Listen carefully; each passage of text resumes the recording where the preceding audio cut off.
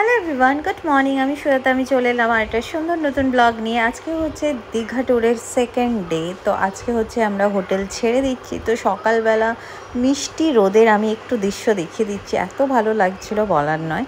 তো এখন হচ্ছে আমরা হোটেল ছেড়ে ভাবছিলাম বাড়ি চলে যাব। তো ভাবলাম তার আগে কেননা একটু বিচিত্রপুর ঘুরে আসি। তো তাই জন্য চলে এসেছি হচ্ছে এখন বিচিত্রপুরে কি করলাম না করলাম সেটার জন্য তো পুরো ব্লগটা দেখতে হবে, দেখতে তখন ভীষণ ভালো লাগবে। বিচিত্রপুরে এসে তো পুরো হতাশ হয়ে গেছিলাম, মনে হচ্ছিল কেন এলাম, বেকার টাইম ওয়েস্ট হলো, এতক্ষণে আমরা বাড়ি চলে যেতাম, অনেক কিছু ভাবছিলাম। তারপরে ওনারা বলল যে এখানে হচ্ছে কিছু দেখা নেই, দেখতে হলে বোটিং করে যেতে হবে। ওখানে বোটিং করে নিয়ে যাবে, ওখানে 1 ঘন্টা 1.5 ঘন্টা মতো রাখবে। রাখার পরে হচ্ছে ওনারা আবার বোট যখন আসবে সেই বোটে করে আবার ব্যাক করে আসতে হবে।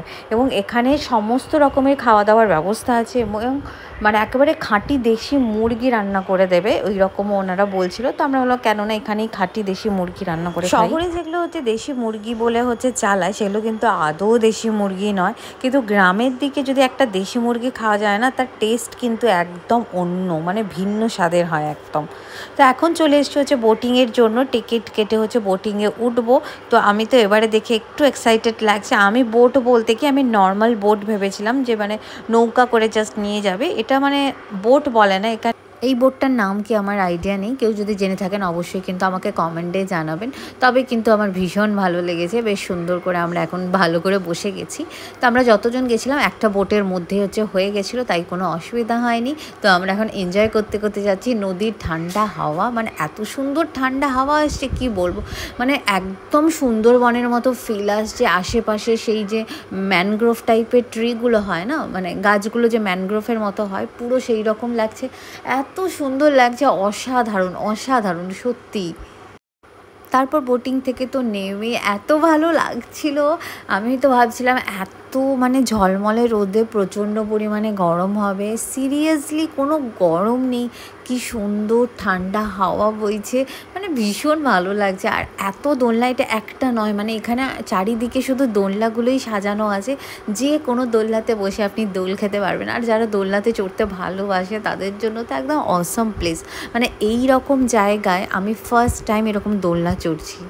দোলনা তো দেখালাম, এবার জায়গাটা একটু ঘুরে দেখাই। জায়গাটা দেখুন শুধু, পুরো শুকনো ডালের একেবারে গাছ, যেটা আমি ছবিতে দেখেছি অ্যাকচুয়াল, সেই রকমই এক্স্যাক্টলি লাগছে। আর মাঝে মাঝে জল আছে, এত সুন্দর লাগছে। শুধু প্লেসটা দেখুন, ছবি তোলার জন্য, রিলস করার জন্য, বা টাইম পাস, বা কিছু ভালো লাগছে না, একদিনের জন্য কোথাও ঘুরে আসা যাবে, আমি তো বলবো ডেফিনেটলি বিচিত্রপুরে এসে একবার ঘুরে আসা উচিত।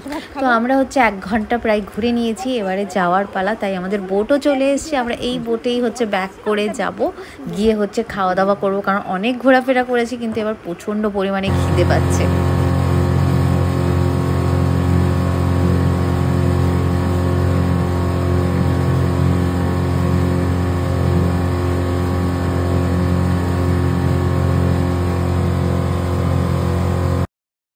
সত্যি বলছি, জায়গাটার না আমি পুরো প্রেমে পড়ে গেছি। আমার তো এই বোট থেকে নামতে ইচ্ছে করছে না, জায়গাটা এত অসাধারণ, সাথে ঠান্ডা হাওয়া, আমি ভীষণ এনজয় করেছি সিরিয়াসলি। এত ভালো লাগছিল জায়গাটা, চারিদিকে দু সাইডে শুধু সবুজ আর সবুজ, মাঝখানে জল, আর সাথে ঠান্ডা হাওয়া, রোদ ঝলমলে আকাশ। আর কি চাই বলুন তো, এত সুন্দর মনোরম দৃশ্য দেখার জন্য তো সব মানুষই চায় যে হ্যাঁ এই জায়গা থেকে একবার ঘুরে আসবো। যারা এখনও আসেননি অবশ্যই কিন্তু একবার ট্রাই করবে আসার জন্য, ভীষণ ভালো জায়গা। ঘোরাফেরা তো হলো, প্রচণ্ড পরিমাণে খিদে পেয়ে গেছে, এবারে জাস্ট গিয়ে চেয়ার টেবিলে বসে যাব, কারণ প্রচণ্ড খিদে পাচ্ছে। এত খিদে পেয়ে গেছে যে ভিডিও আমি তোলা হয়নি, খাওয়ার শেষে জাস্ট আমি একটু তুলছি। খাবারগুলো কিন্তু একদম টু গুড ছিল কিন্তু। তো আজকের ব্লগটা আমি এখানেই এন্ড করব। কেমন লাগলো অবশ্যই জানাবেন, আজকের ট্যুরটা কেমন লাগলো অবশ্যই।